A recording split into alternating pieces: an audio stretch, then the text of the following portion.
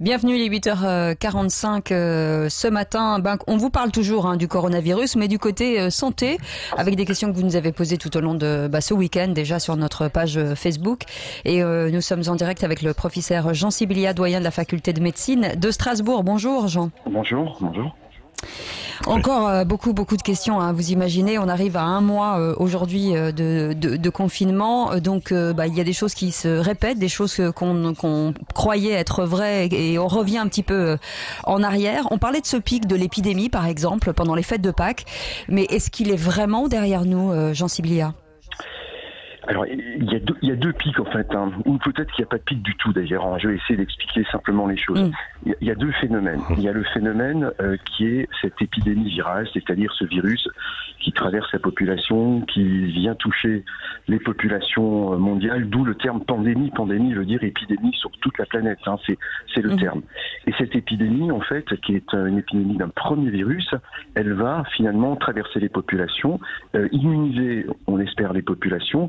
Et donc, le pic n'est pas atteint de fait, puisqu'on sait aujourd'hui que seul 10 à 15% maximum dans les zones où il y a eu beaucoup d'infections virales, c'est maximum 10 à 15% de la population qui est touchée. Donc, on est loin de ce fameux pic qui est le pic final, qui est quand on a atteint 60 à 80% de la population qui a vu le virus. Et c'est à ce moment-là, c'est une donnée épidémique, c'est connu depuis très longtemps, c'est à ce moment-là que le pic final est atteint et que l'épidémie peut disparaître assez rapidement. Donc finalement, le vrai pic épidémique, c'est celui-là. C'est le jour où on aura atteint suffisamment, le virus aura atteint suffisamment de monde pour qu'il puisse disparaître.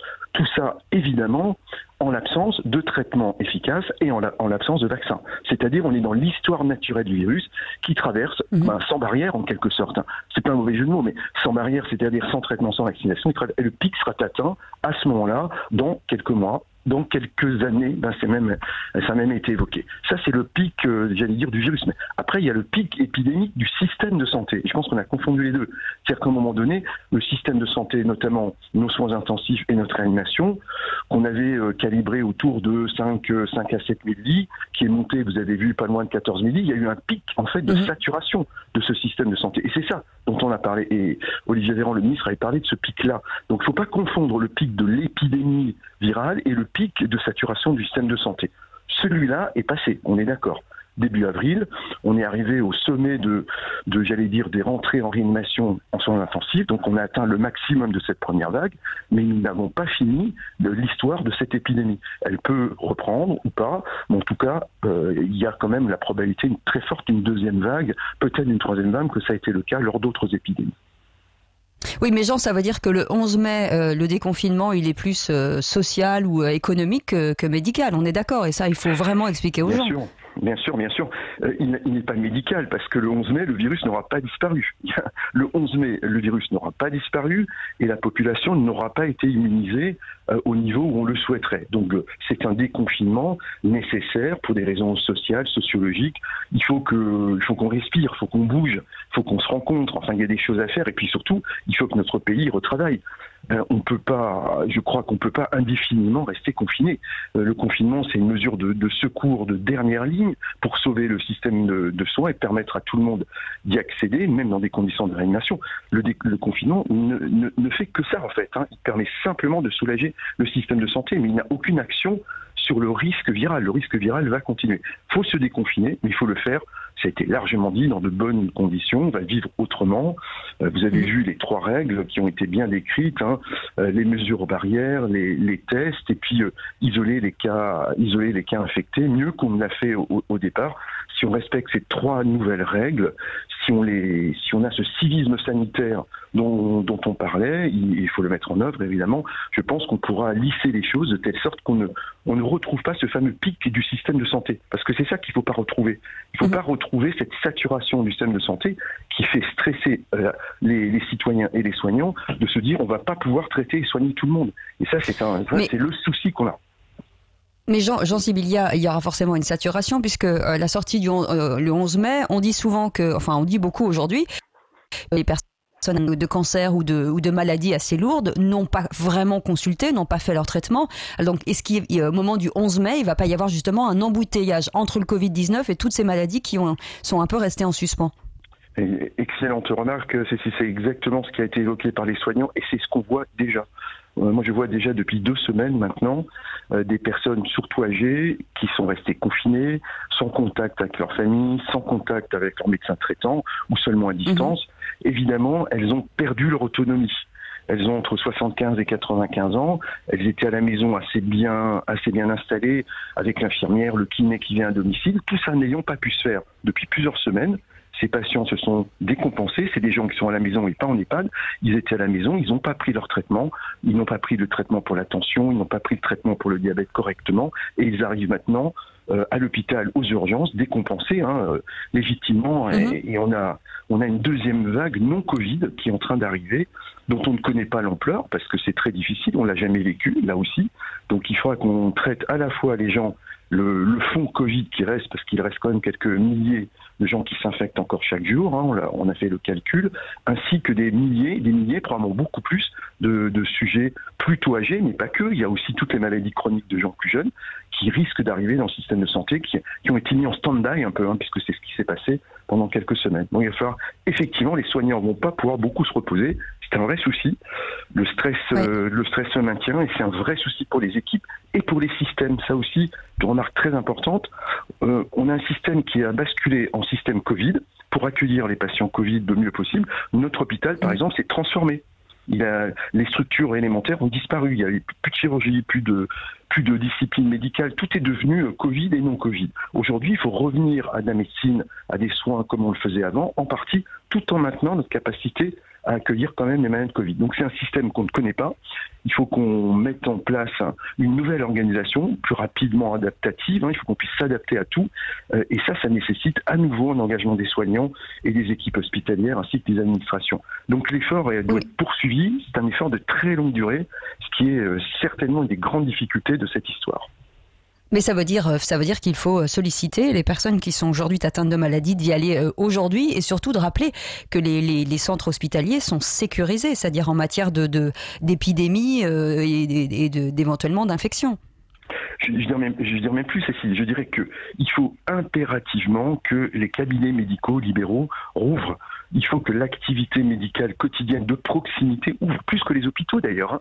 Alors évidemment, les gens doivent aller aux urgences. Je parlais des traitements lourds, Jean Sibilla. Je parlais des traitements un peu lourds. Oui, il faut, mais l'ensemble des choses. Vous savez, ce qui fait l'accident vasculaire cérébral, le vaisseau qui se bouge dans le cerveau, c'est le fait de ne pas prendre son traitement. Et là, le médecin de proximité est impliqué. Donc on ne veut pas qu'ils arrivent en urgence, on voudrait qu'on reprenne vraiment les soins de proximité. Beaucoup de cabinets médicaux sont désertés ou se sont fermés. Il faut que ces cabinets, laboratoires, tout rouvre, que le système rouvre, adapté évidemment à cette épidémie chronique, mais il faut que ça rouvre et il faut que les gens soient accueillis. Il faut qu'on accueille tout le monde et que les gens n'aient pas peur de venir dans les cabinets médicaux et de venir à l'hôpital, quitte à passer un coup de filament à son médecin traitant.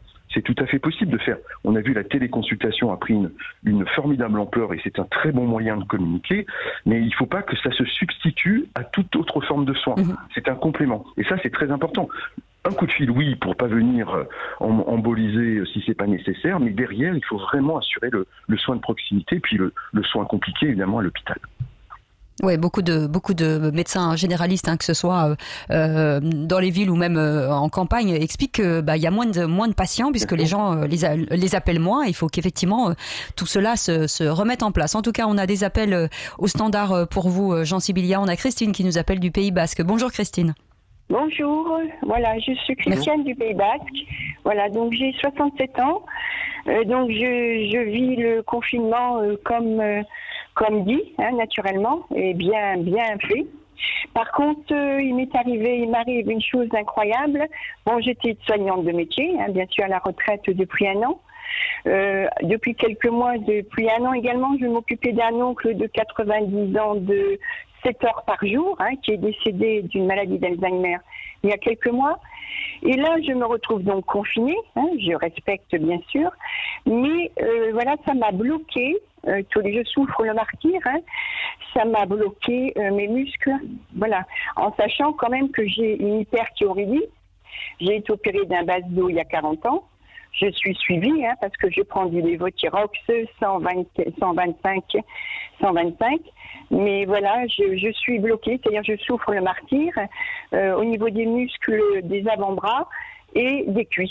C'est-à-dire que dans le lit, je ne peux plus bouger. Le médecin m'a mis, j'ai vu mon médecin, mon ostéopathe, parce que je n'ai pas peur, bien sûr.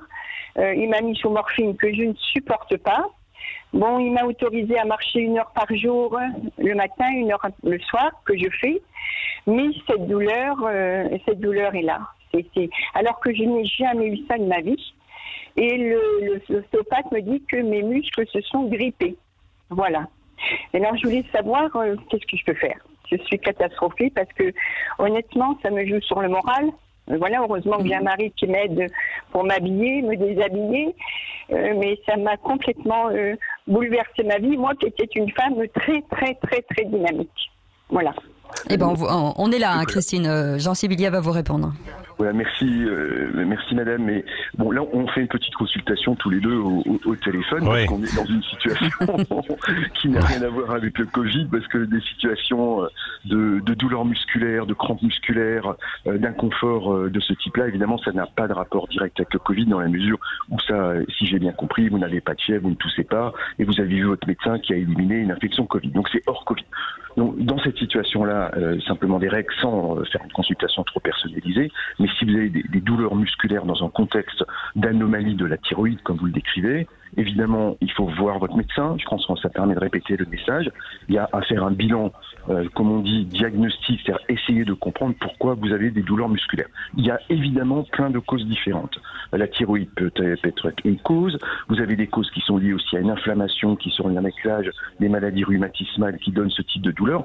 Ça peut être une cause qui peut être médicamenteuse. Il y a un médicament que vous prenez, par exemple, des médicaments du cholestérol qui peuvent donner ce type de douleur. Donc vous voyez, il y a toute une liste.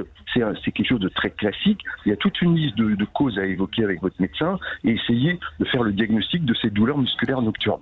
Et vous allez trouver, et à partir du moment où vous aurez trouvé la cause de ces douleurs, le traitement sera adapté en fonction de ça. Donc là, on est dans une consultation tout à fait standard. Si votre médecin traitant a un souhait, c'est pas votre ostéopathe. Attention, l'ostéopathe n'est pas docteur. L'ostéopathe, c'est un praticien, mais il n'est pas docteur, donc c'est pas l'ostéopathe qu'il faut voir. Il faut absolument voir votre médecin traitant, voir un médecin spécialiste, si votre médecin traitant l'estime nécessaire. Mais pas un ostéopathe. L'ostéopathe, c'est là pour vous aider, pour vous accompagner, mais certainement pas pour faire un diagnostic de ce type. Est-ce qu'on peut prendre des bains chauds avec de l'huile, par exemple, pour se détendre un petit peu ? Non, mais ce que l'on peut dire, ce qui est important en fait aussi, peut-être, c'est Christine, et ça Jean Sibilia insiste, c'est qu'il ne faut pas renoncer à prendre, à se soigner par ailleurs, à aller voir ses médecins, à demander des rendez-vous, parce que beaucoup et la plupart sont encore ouverts et sont là et sont à disposition. Au contraire, même dans certains secteurs, ils ont encore plus de disponibilité, de temps. Donc il faut le faire. Ça c'est important. Mais c'est important aussi de nous parler. Merci en tout cas Christine de nous avoir appelé et puis détendez-vous un petit peu. Je pense que ça devrait vous aider. Je disais peut-être Jean Sibilia, un bon bain chaud parfois, ça détend, ça nous met un peu dans un esprit plutôt cotonneux. Bien sûr, bien sûr. Après, en médecine, restons toujours prudents. Vous savez, quand un patient décrit un symptôme douloureux, nocturne, méfiance. Enfin, on doit toujours, dans un raisonnement médical, se dire, voilà, est-ce que c'est une maladie ou est-ce que c'est simplement le stress ? Mais le fait d'évoquer le stress on appelle ça nous diagnostic d'élimination. Si je m'explique, c'est-à-dire c'est la dernière hypothèse à évoquer, on ne peut pas louper une maladie curable, vous voyez, donc il faut absolument s'assurer que les symptômes musculaires de Christine ne sont pas l'expression d'une maladie qui démarre. Si on ne trouve rien, s'il ne se passe rien, et que c'est de la crispation musculaire de stress qui est tout à fait possible aussi, à ce moment-là, les bains chauds, l'ostéopathe, la détente, la méditation, tout ce que vous voulez, c'est très bon, mais il faut s'assurer qu'il n'y ait pas de maladie active, parce que malheureusement, le Covid n'a pas arrêté les autres maladies, évidemment. Donc, il faut se dire, on va revivre, on va refaire de la démarche diagnostique médicale comme on le faisait avant. C'est indispensable pour les gens, et pour nous, parce qu'on est tous malades potentiels, évidemment. Merci beaucoup Jean Sibilia, doyen de la faculté de médecine de Strasbourg. Vous pourrez bien sûr continuer à laisser vos messages, on y répondra demain matin. Merci d'avoir été avec nous, on revient dans un instant, ne bougez pas, c'est le Grand Matin Sud Radio.